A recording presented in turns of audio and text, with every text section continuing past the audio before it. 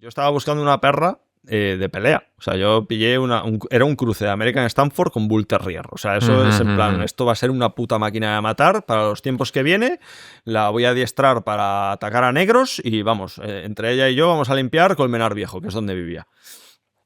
¿Qué pasa? Que resultó ser una perra que yo creo que si tuviese una cremallera y la abres solo saldrían corazones, amor. Era una perra súper cariñosa. Y fíjate la mierda de ser humano que era yo, que estuve a punto de devolverla por eso, tío. La consideraba una perra progre. Una perra de ñoña y... Una perra ñoña. Sí. Y la maltrataba, tío. De hecho, aún estuve escribiendo ahora en el tren esa parte y casi me echó a llorar. Y aún así, tío, a pesar de la maltratabas para que intentase, sí, para volverla agresiva. La azuzaba, sí. Y a pesar de eso, tío, por cada golpe que yo le daba, ella me daba 5 besos de vuelta. Tío, eso, insisto, si imagínate, un pasado, ¿vale? De David, donde no existe Miguel, no existe el ejército, tal, solo estoy yo y mi perra, pues o la acabo haciendo como yo quiero, o la mato a palos, o la devuelvo a la protectora, básicamente. Pero unida a todo lo demás, yo creo que esa lección que me dio, porque al final los perros, tío, yo creo que a nosotros nos hablan, lo que pasa es que no somos capaces de escuchar. Nos creemos tan listos que no entendemos lo que nos quieren transmitir. Y a mí, yo creo que mi perra me transmitía el cómo hay que ser, tío. O sea, es que ella sabía de alguna manera, no quiero ponerme tampoco aquí espiritual, ni que mi perra fuese verdaderamente consciente, ya sé que no, pero yo aprendí gracias a ella que aunque alguien te venga lleno de odio, si le das amor, cariño, puedes perder, pero la única forma de ganar la vas a abrir así. Si tú a alguien que te viene con rabia, le vas con rabia, eso va a ser conjunto vacío. 0 más 0 es 0. Pero con cariño, en plan intentando empatizar, no entrándole al trapo, ahí hay que tener mucha mano derecha, insisto, yo no la tengo.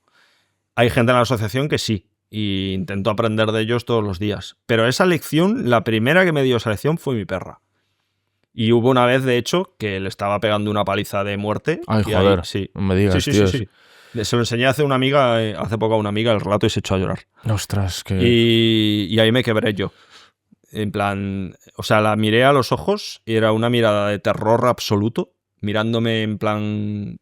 Tío, o sea, no se echó a por mí, es una perra que tenía una mordición que me reventaba, ¿sabes?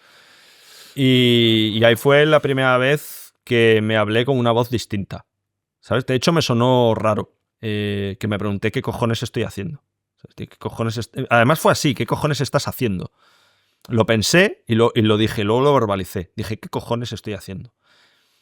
Y luego fue una perra que me salvó la vida en más de una ocasión, tío. Porque ya cuando no tenía amigos, ni a Miguel ni a nadie, porque ya te digo, a Miguel lo expulsé de mi vida, era Suri y yo. O sea, no había nadie más. Bueno, y mi madre, un poco en la distancia, porque yo no vivía en mi casa.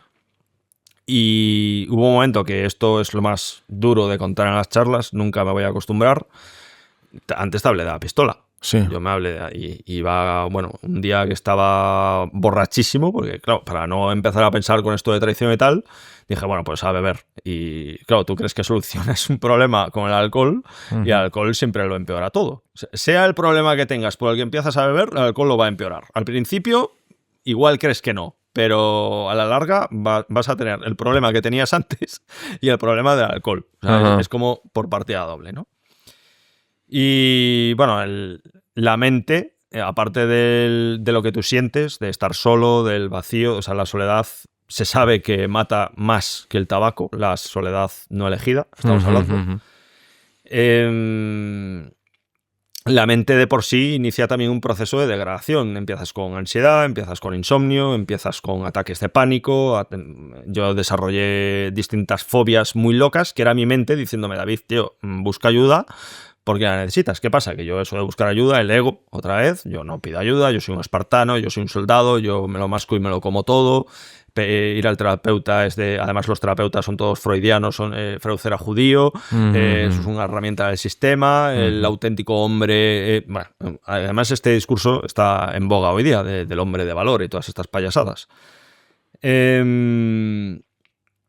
Bueno, pues no, o sea, lo he dicho, las fobias tal, el alcohol, y un día me acuerdo que estaba, hay un pueblo yendo cerca de León que se llama Virgen de la Cueva, que yo paraba ahí, siempre, insisto, en esa época estaba en Zaragoza, y cuando estaba volviendo de mis vacaciones de verano, de Pontevedra, hacía alto en Virgen de la Cueva, porque si no era una tirada de la hostia y yo odio conducir.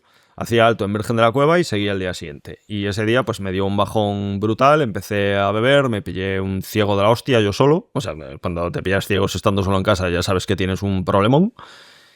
Y me acuerdo que me dio un ataque de pánico. O sea, ataques de pánico, tío, yo no sé si... Hay gente que lo llama... O sea, ahí es como con lo de antes que no nos poníamos de acuerdo con las palabras. Hay gente que el ataque de pánico le llama ataque de ansiedad, no sé.